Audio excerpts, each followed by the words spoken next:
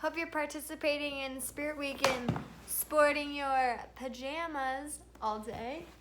For today's reading, we are going to be on chapter 16 of Harry Potter, and that's page 262 in your books, if you have it at home and you're wanting to follow along. For this chapter, I want us to focus on the influence of setting.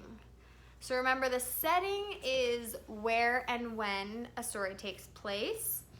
And so taking into account they're at Hogwarts for all of this. I'm moving this closer.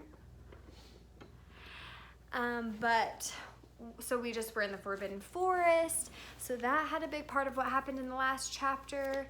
And this chapter is called Through the Trapdoor.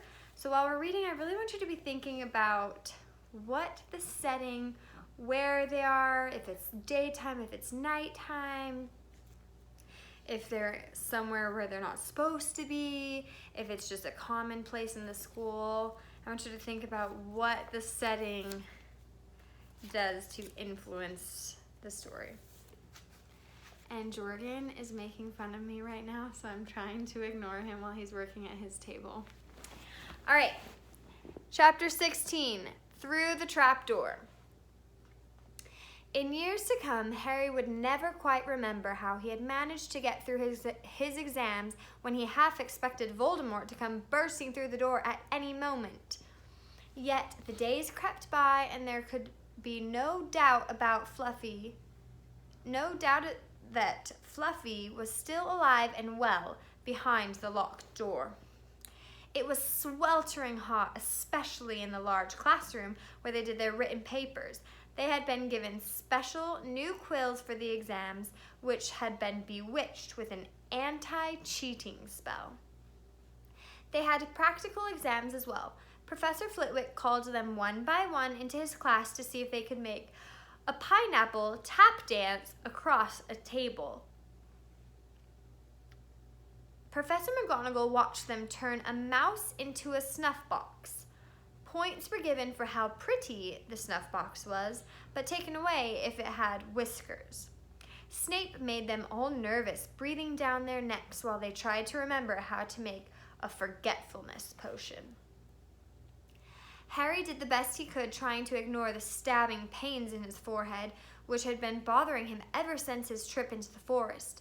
Neville thought Harry had a bad case of exam nerves because Harry couldn't sleep, but the truth was that Harry kept being woken by his old nightmare, except that it was now worse than ever before because there was a hooded figure dripping blood in it.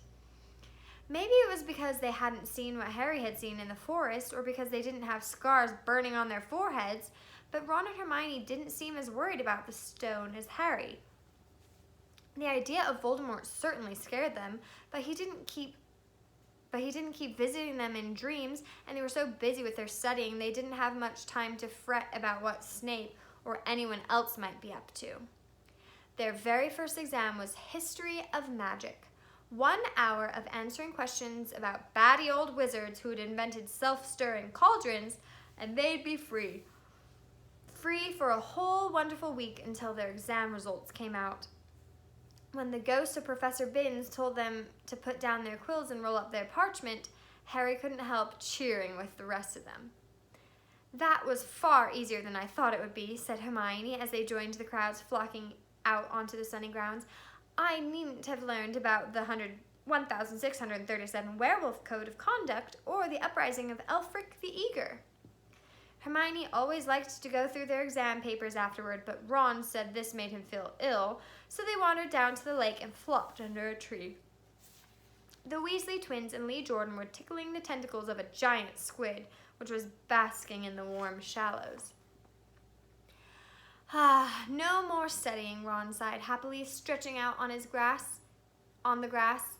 "You could look more cheerful, Harry. We've got a week before we find out how badly we've done. There's no need to worry yet." Harry was rubbing his forehead. "I wish I knew what this means," he burst out angrily. "My scar keeps hurting. It's happened before, but never as often as this." "Go to Madame Pomfrey," Hermione suggested. "I'm not ill," said Harry. "I think it's a warning. It means danger's coming." Ron couldn't get worked up. It was too hot. Harry relaxed. Hermione's right. The stone's safe as long as Dumbledore's around. Anyway, we've never had any proof Snape found out how to get past Fluffy. He nearly had his leg ripped off once. He's not going to try it again in a hurry, and Neville will play Quidditch for England before Hagrid lets Dumbledore down. Harry nodded, but he couldn't shake off a lurking feeling that there was something he'd forgotten to do, something important. He tried to explain this. Hermione said, "That's just the exams.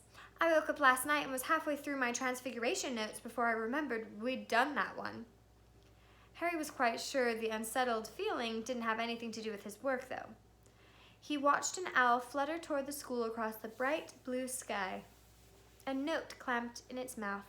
Hagrid was the only one who ever sent him letters. Hagrid would never betray Dumbledore. Hagrid would never tell anyone how to get past Fluffy. Never.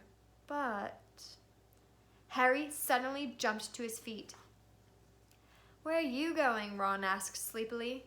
"I've just thought of something," said Harry. He had turned white. "We've got to go and see Hagrid. Now." "Why?" panted Hermione, hurrying to keep up. "Don't you think it's a bit odd," said Harry, scrambling up to the grassy slope, "that what Hagrid wants more than anything else is a dragon, and a stranger turns up who just happens to have an egg in his pocket? How many people wander around with dragon eggs if it's against wizard law? Lucky they found Hagrid, don't you think?" "Ah, why didn't I see it before?"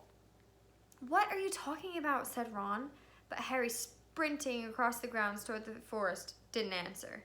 Hagrid was sitting in an armchair outside his house. His trousers and sleeves were rolled up, and he was shelling peas into a large bowl. "Hello," he said, smiling. "Finished your exams? Got time for a drink?" "Yes, please," said Ron, but Harry cut him off. "No, we're in a hurry, Hagrid. I've got to ask you something. You know that night you won Norbert? What did the stranger you were playing cards with look like?" "Dunno," said Hagrid casually. "He wouldn't take his cloak off." He saw the three of them look stunned and raised his eyebrows. It's not that unusual. You get a lot of funny folk in the Hog's Head. That's one of the pubs down in the village. Might have been a dragon dealer, mightn't he? I never saw his face. He kept his hood up." Harry sank down next to the bowl of peas. "What did you talk to him about, Hagrid? Did you mention Hogwarts at all?" "Might have come up," said Hagrid, frowning as he tried to remember.